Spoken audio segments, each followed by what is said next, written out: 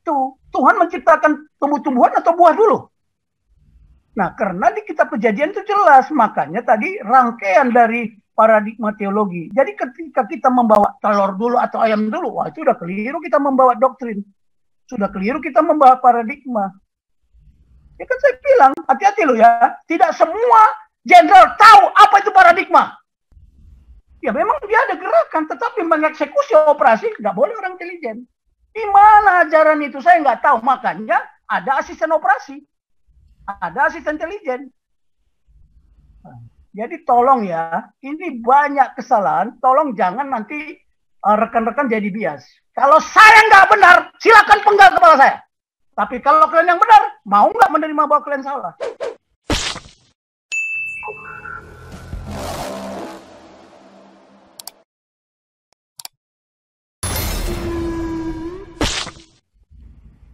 Oke, dia tekan dari atas. Coba sama Asap saya bilang, coba kalian pikirkan. Kalau latihan boleh, tapi begitu dia masuk ke wilayah kita, kita ambil alih. Jadi latihannya aja begitu dulu. Itu sebabnya dulu saya dimaki-maki. Sama siapa? Sama Kasat. Sama Menko Polhukam. Loh, Bing, kenapa kok semua alutsista kok dikasih ke polisi? Ya kena angkatan darat nggak mau. Nah, hati-hati loh ya. Saya dimaki-maki. Oh, saya bilang tidak. Itu ada rapatnya. Dan setiap dulu ya, saya beritahu Pak Paul, setiap tahun saya rapat, namanya UCBGD, US Indonesia Bilateral Defense Discussion. Di situ dibicarakan termasuk latihan, tapi operasi enggak. Pendidikan, latihan, informasi. Intelijen aja enggak, namanya informasi. Informasi exchange, ya pendidikan exchange, ya latihan tidak ada, operasi tidak. Latihan boleh, tapi latihannya bersifat latihan apa? Latihan yang mengarah kepada peacekeeping. Ceret, Surya namanya itu? Saya jadi lupa sekarang. Itu juga dari kantor saya. Nggak mungkin Mabes Angkatan Laut bisa langsung, nggak boleh. Itu harus lewat Mabes TNI. Makanya beda. Kalau di staf di Mabes Angkatan itu namanya Paban Siap Sat. Kalau di Mabes TNI ya Paban Siaga. Beda, kita memikirkan kesiapsiagaan. Ya beda. Makanya angkatan itu adalah pembina. Tapi kalau Mabes TNI pengguna. Tolong diwaspadai. Pernah dulu Panglima TNI ribut sama Kasal. Karena Kasal mengerahkan pasukan ya ke daerah timur sana tidak sepengetahuan Panglima. Karena Panglima yang berhak menggunakan TNI Angkatan Darat, TNI Angkatan Darat, TNI Angkatan Laut. Tolong, ini terjadi pergeseran paradigma. Ya kan sudah saya katakan. Ya, bukan tunduk kepada undang-undang. Bukan juga undang-undang memaksa supaya doktrin dilaksanakan, tidak. Tapi doktrin mendukung undang-undang mendukung pelaksanaan doktrin. Legitimate enggak? Tapi yang legitimate itu apanya? Bukan doktrinnya, konsepnya. Nanti saya jelaskan. Itulah yang tidak ada. Konsep operasinya legitimate enggak? Itu didiskusikan, keputusan politik. Oh ya, supaya dia tidak salah melaksanakan operasinya, konsep operasinya didukung sama undang-undang. Jadi Pak Hendro, tolong, saya tadi tidak pernah mengatakan doktrin memaksakan undang-undang. Enggak, tidak ada. Di definisi yang saya sampaikan, tidak ada kata-kata pemaksaan. Makanya tolong begini ya. Oke, saya setuju dengan Pak Ponto. Dia hanya menyampaikan definisi doktrin, kenapa hanya dari KBBI? Kenapa tidak dari Webster? Kenapa tidak dari dictionary, dari semuanya? Itu kan doktrin yang disampaikan Pak Ponto, itu umum. Nah, saya bilang, coba doktrin ekonomi seperti apa? Doktrin politik seperti apa? Nah, sekarang tolong kita sekarang ini, nanti besok saya sampaikan informasi bagaimana hancurnya Indonesia lewat undang-undang. Kebetulan kantor saya dekat sama kantornya Pak Chaplin itu. Ya, waktu undang-undang dibuat, undang-undang pemerintahan, kemudian undang-undang yang di Undang-Undang nomor 34 ya, yang tahun 2004. Saya sudah tanya sama yang membuat itu. Apa maksud kalian? Kok undang-undang mengatur operasi? Di mana? Tunjukkan sama saya. Kenapa Anda buat seperti itu? Cuman mereka nggak mau disalahkan kan? Setelah saya jelaskan itu ada forum grup dialog itu. Ada forum grup dialog tentang doktrin 04. Oke, kalau gitu kami Revisi, ada agenda revisi. Tetapi yang merevisi juga nggak ngerti. Sekarang saya tanya, coba kita kalkulasi lah, kita diskusikan. Undang-undang TNI itu merugikan TNI atau menguntungkan? Kita tanya, dan itu banyak yang salah. Hanya bisa yang mengoreksi undang-undang itu salah, ya kalau dia pakar doktrin. Udah saya bilang, kenapa undang-undang pertahanan? Kenapa undang-undang darurat, keadaan darurat? Semua undang-undang itu dibuat kata sifat. Ya. Kecuali TNI. Konstitusi dibuat undang-undang. Undang-undang kepolisian, bukan undang-undang Polri loh. Undang-undang kepolisian. Tapi anehnya, kenapa undang-undang kepolisian dulu, nomor 14, nomor 15? Nomor 14 kelihatannya undang-undang kepolisian itu ada yang kurang, cepat-cepat diganti 15. Tapi kenapa undang-undang TNI nomor 34? Coba tanya, sebagai orang intelijen, saya berpikirnya ke sana. Saya memang tidak sempat jadi kabais, tapi ilmu intelijen saya mungkin belum tentu bisa dikalahkan. Karena saya sudah survei. Saya kemarin ngajar di BIN. Mana, apa ajaran yang kalian pakai? Apa ajaran yang kalian pakai? Terus saya tanya, ada head security, ada human security, ada electronic security, ada sosial budaya security, geografi security, demografi security, ideologi security, politik security, itu yang ada. Kalau di negara maju, itu pasti ada. Ya, itu memberikan masukan ke presiden. Kalau saya sebagai panglima aja, mengapa saya harus punya asinkan? Karena kan saya tanya, besok saya buka ya, suatu waktu nanti, doktrin intelijen itu bagaimana, doktrin operasi itu bagaimana, doktrin teritorial itu bagaimana. Tapi induknya adalah doktrin hankam rata, bukan sistem ya. Tapi doktrin itu dibuat menjadi sistem, iya. Karena untuk apa? Untuk penyempurnaan doktrin. Jadi jangan salah, bukan doktrinnya, konsep operasinya. Besok akan saya tunjukkan, sampai malam ini nggak sempat. Nah, kita tidak bisa aja kamus KBBI yang dijadikan pegangan. Bukan, enggak. Saya nggak berani. Ada Wikipedia, ada kamus Webster. Karena banyak terjemahan-terjemahan dari Webster itu, kita nggak berubah, mereka berubah. Ingat ya, kata-kata di kita itu banyak. Kemudian satu lagi lah, sahabat saya. Jangan bilang, ya, what is name? Oh enggak, itu paradigma lama. Kalau sekarang sudah paradigma baru, name is everything. Jangan salah. Kemudian ayam dan telur. Oh, jangan kita bawa bicara doktrin ayam dan telur. Tetapi kalau kita yakin kebenarannya, Tuhan menciptakan ayam dulu atau telur? Nah, itu. Tuhan menciptakan tumbuh-tumbuhan atau buah dulu? Nah, karena di kitab Kejadian itu jelas. Makanya tadi rangkaian dari paradigma teologi. Jadi ketika kita membawa telur dulu atau ayam dulu, wah itu udah keliru kita membawa doktrin. Sudah keliru kita membawa paradigma.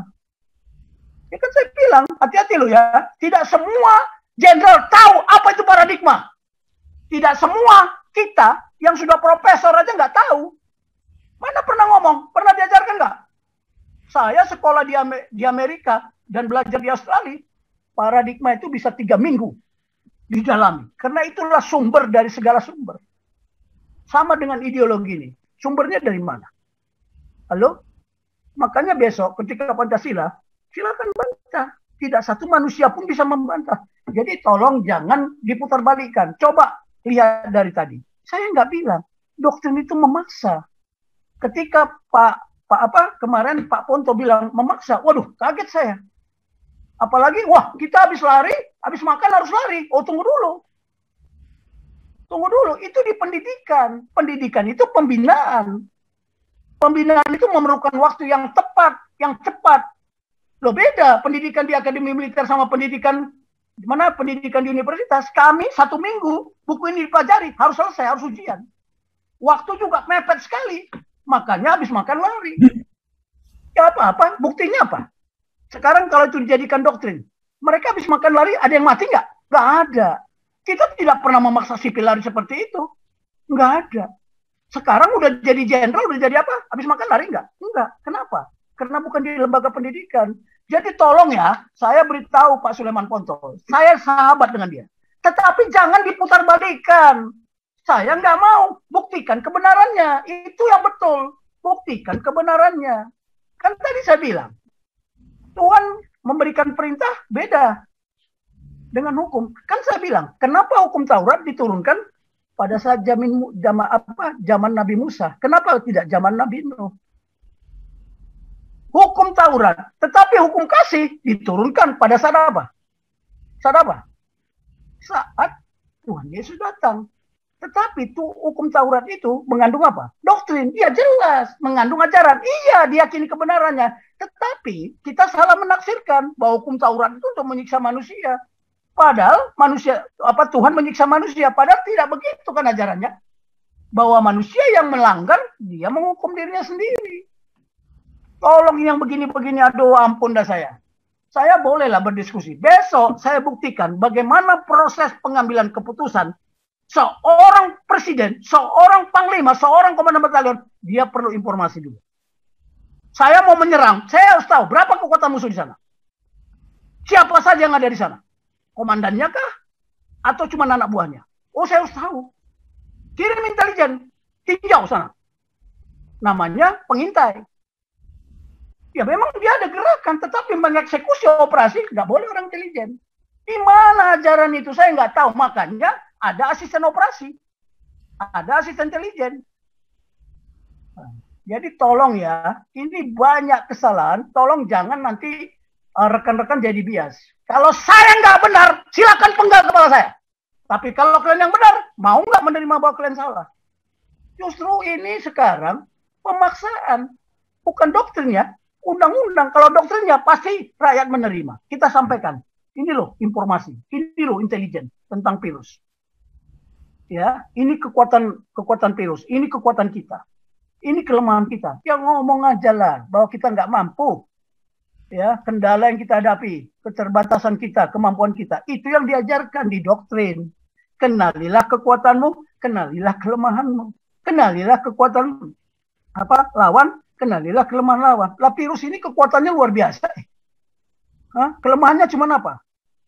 Ya itu tadi, lemah kalau dia katanya dalam udara panas, tapi ternyata begitu juga. Ya, lemah dia kalau kita melaksanakan cuci tangan, pakai masker dan sebagainya. Oke, itu prosedur, itu bukan doktrin. Ingat, itu prosedur, levelnya sudah di prosedur. Tapi kalau di level doktrin atas, bagaimana pemerintah menyusun rencana kampanye? Melalui proses pengambilan keputusan. Di bawah rencana kampanye ada namanya operasi tanggap darurat, gabungan. Gabungan siapa? Ketiga angkatan dengan polisi plus rakyat. Ada rencananya? Nggak ada. Besok saya sampaikan.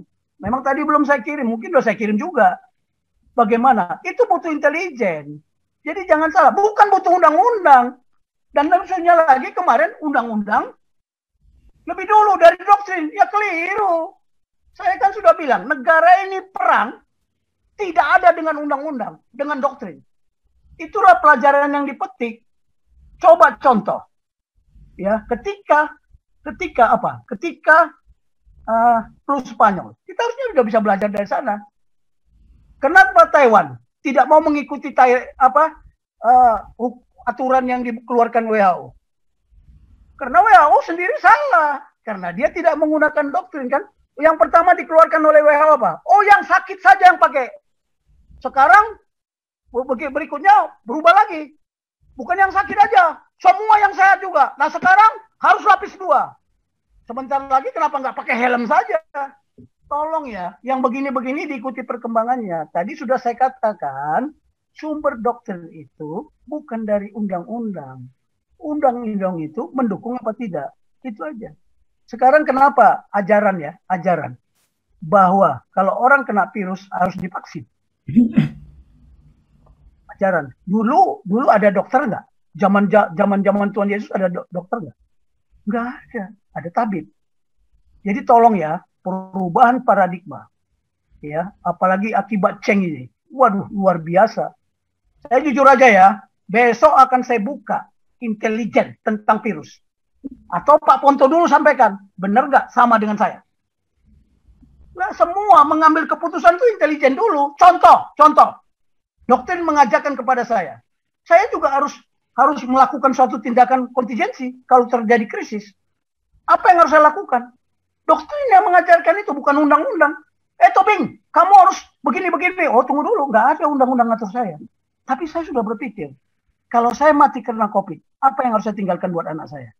Kalau saya disuntik, mau nggak yang menyuntik saya bikin apa? Sekarang saya tanya, ada nggak diatur di undang-undang? Tulis, jika Anda mati karena saya mati karena COVID, tanda tangan, Anda bertanggung jawab untuk keluarga saya. Ada nggak yang berani begitu? Nggak ada yang berani. Supir saya kemarin meninggal, kecelakaan, tahu nggak? Nggak bisa kami kunjungi, dibilang COVID. Padahal dia kecelakaan. Padahal 2 hari sebelumnya dia bilang, Komandan, tolong bisa nggak saya dibantu duit? Berapa? Untuk apa? Untuk memeriksa antigen sama PCR. Berapa? 800.000. Baru 1 hari periksa, dia berangkat, pulang dia kecelakaan. Terus dinyatakan COVID coba. Tidak boleh dikunjungi. Semua udah kacau. Apa begitu undang-undang itu? Jujur aja, tanya ini sekarang keluarganya. Orang dia bukan COVID kok. Ada bukti dia diperiksa. Ada juga anggota saya tuh. Bagaimana Pak? Kita juga nggak bisa datang. Kenapa? Orang dinyatakan COVID.